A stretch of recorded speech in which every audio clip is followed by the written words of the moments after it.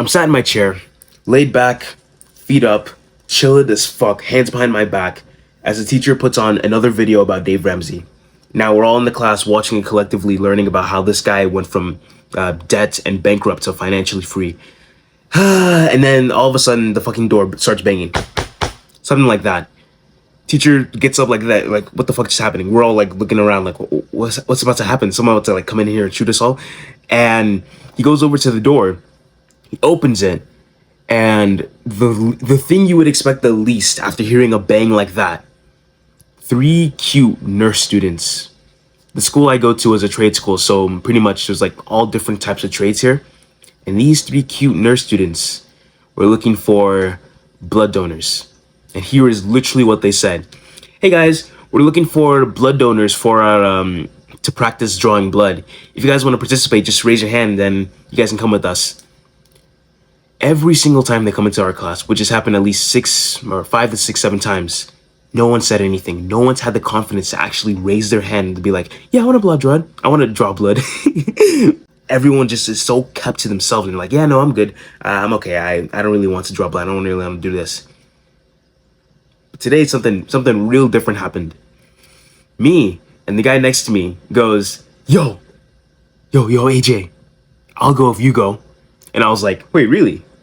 And I was like, hang on a second. I was actually like definitively calculating the return on investment. Hang on.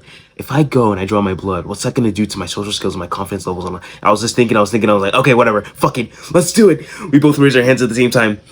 And they're like, oh, cool. Okay, you two can come with us. And we're like, oh my God, what's actually about to happen? It's just simple drawing blood from 16-year-olds. We get up, get out of the classroom, follow them to the nursing lab. And we get there.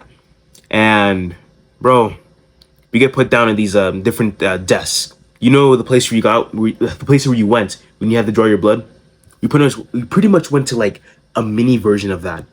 I was sent over to my own desk. He was sent over to his own desk, and we're sitting here and we're like, holy shit, this is actually about to happen. I look over.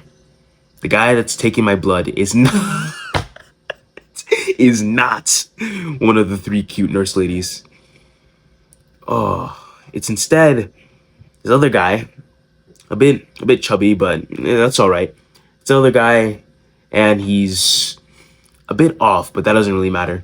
I'm like, okay, fine, just draw my blood, do whatever you need to do. And I'm realizing right now, hang on a second, what if this guy like does something off? Because these guys are all 16, 17-year-olds. It doesn't matter. I mean, it's all part of their curriculum anyways. Comes over to me. He's like, okay, let me look for the vein. I think it's right here. I'm like, okay, well, you got this. Okay, there's the vein. Literally preps everything, gets it all together. And I'm like, wow, okay, that's a really sharp pain. And then he's like, he deadass says the word, oh shit. What the fuck do you expect me to do after that, bro? Could you imagine your doctor performing, I don't know, a surgeon performing surgery on you, and he says, oh shit. What? Bro, in that exact second, I was rethinking everything. Like, hang on, I should not have done this. I shouldn't have came here. Teacher comes over. She looks at the situation. She's like, okay, it's okay. You just missed the vein just by a little bit, and now just a little bit more blood is gonna come out. Just put a Band-Aid over it, put some tape over it, and you'll be all right. And he's like, okay. Sorry, AJ, for not being able to draw your blood correctly. Here's the tape, here's the Band-Aid, and here you go. Thank you for letting me try it on you. I'm like, yeah, okay. It was pretty fair, pretty nice experience. You know, pretty nice to hear the person taking care of you say, oopsie. Oops, my bad. What? But anyways, I look over at bro, and he's over there having the time of his life. He is relaxed. He's got an okay male surgeon with him that's actually doing his shit right, getting his blood drawn. I'm like, okay, that's fair. But as he's doing that, I'm sat there in my chair whilst this other guy's getting his shit packed up, and I'm just overthinking in my mind. This was actually a good experience. Could you imagine? Like, all it took was for me to get like a surge of confidence to just raise up my hand. And now I have this fun experience that I can go onto this channel right up here and tell the story about. Isn't that so fucking crazy?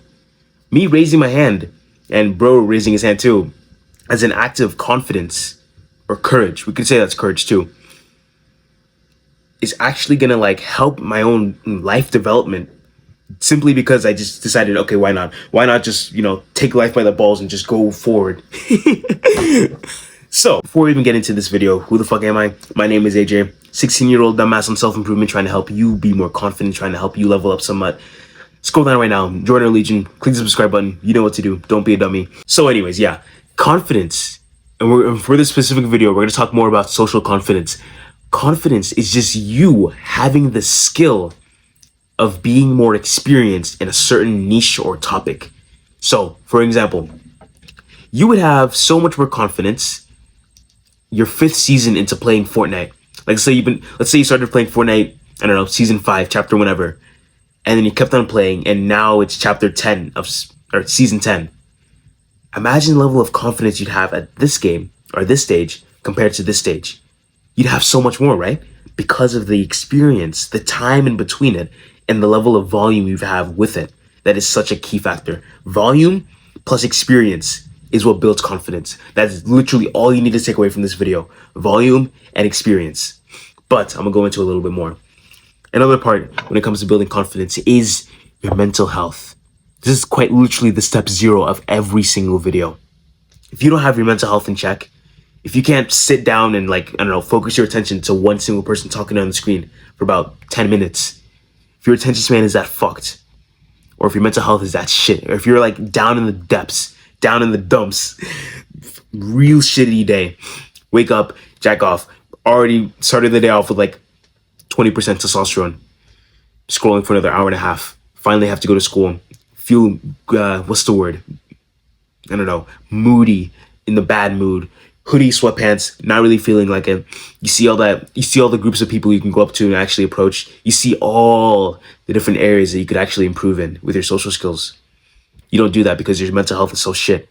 So step 0 is to boost your mental health, and is to use the best way that I would go about like prescribing you the way to improve your mental health is just simply writing down bits of gratitude in a journal, or to focus your breath. How would I explain this? Meditation. I know you already know what I mean by meditation, but like I want to put this into words that you can actually grasp the concept of. Why does meditation actually improve your mental health? Think about it. Why does it actually help you? You hear it so many goddamn times. Why does it help? Because it teaches your brain to stop fixating on the negative, because undoubtedly you and I are going to get negative thoughts, correct? What meditation does is it quiets down that negative thought, and it makes it so that we can actually avoid it. And each time we avoid it, each time we remind ourselves that we're overthinking, think of it as a rep. Think of it as literally one bicep curl each and every single time you remind yourself that you're thinking about something negative. The more you do that, the more you do that, the more you do that, the more and more confident you'll be with your mental health. And the higher that is, the more likely you are to start doing the rest of what I'm about to say.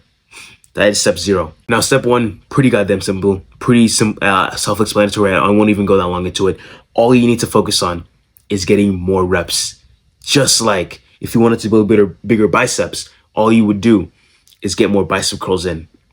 This is so self-explanatory, I don't even need to explain it that long, but you know how the concept works, right? The more you do the thing, the more experience you get in the thing, the more confident you'll be with it. If I spoke to 100 different guys over the time span of 2 months, speaking to the 101st guy wouldn't be that much of a problem, right? The exact same with talking to girls. If I cold approached 50 girls within the next month, cold approaching the 51st girl wouldn't be that much of an issue because I've already done it 50 times. I've already gone through, oh yeah, I'll go out with you, or oh nah, I got a boyfriend, or no, nah, I'm not that interested, I don't really care. The 51st girl is going to be more simple. I'll be like, okay, whatever, it doesn't really matter what happens. A win is a win, at least I'm taking action. But yeah, no, step 1's pretty easy, simple and explanatory. Step 2, oh, this is the fun part, is to build self-confidence. We need to change the way that you see yourself.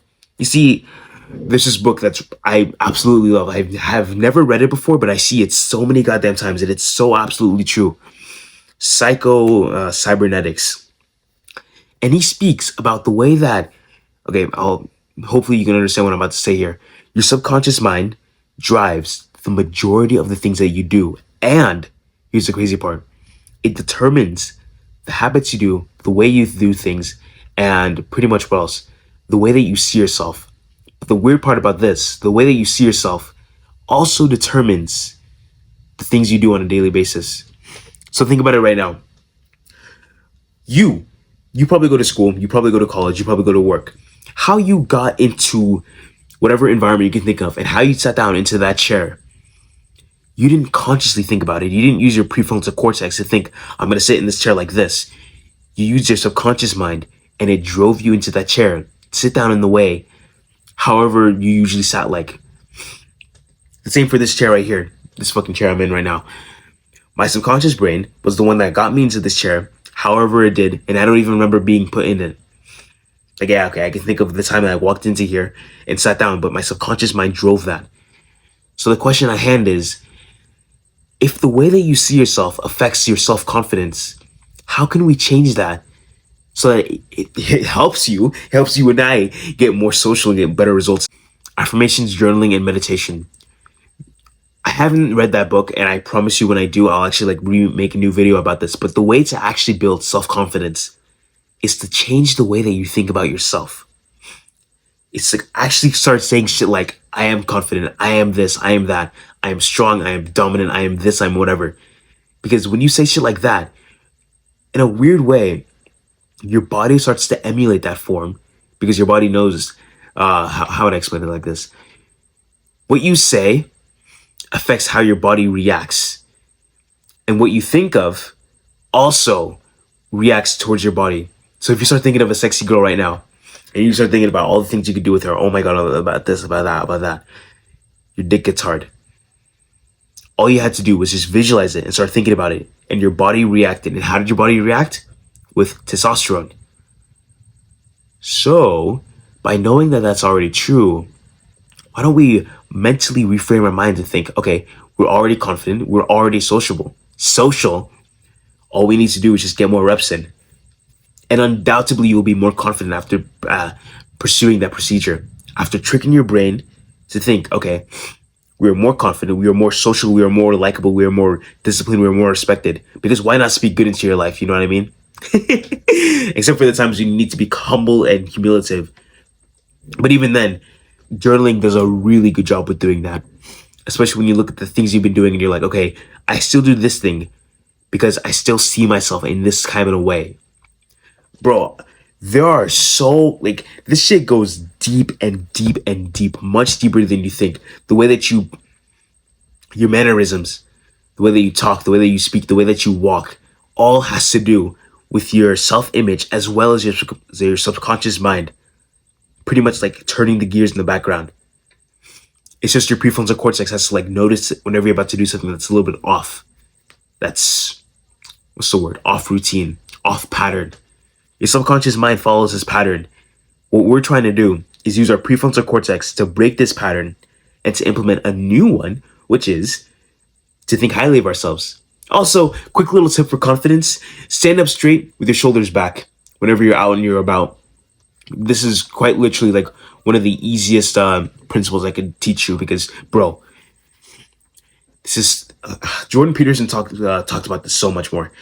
He spoke about how standing up straight with your shoulders back whenever you're walking, whatever, has to do with, I'm gonna try not to butcher it, has to do with your position in the social hierarchy. You know what that means?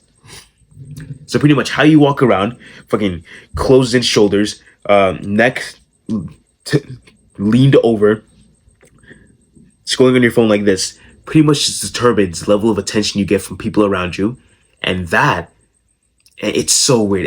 It's like a body language type of thing. But if you want to be more confident, bro, once you're outside, stand up straight, shoulders back, pack on some muscle, pack up some mass, and naturally you'll begin walking like that more often. I mean, when you're already when you're fit and you're walking like that, it has this different message that people pick up subconsciously that they don't even realize. And then they'll start to behave towards you in a much better light. But yeah, we're about to get into the bro section. I can finally, go and blow into some goddamn tissues until I pass out. But yeah, here's a random video of me being confident with some guys fucking around. This is actually really funny. If you made it to this part of the video, comment the word. What was I trying to do? I don't know. Was I trying to pants him? Well, I don't think so. What do you think I was trying to? What was I trying to do? Piggyback? Yeah. If you made it to this part of the video, comment the word piggyback for what you're about to see in the next 5 seconds. Yeah. So it's this one and this one? Ready? Here, let's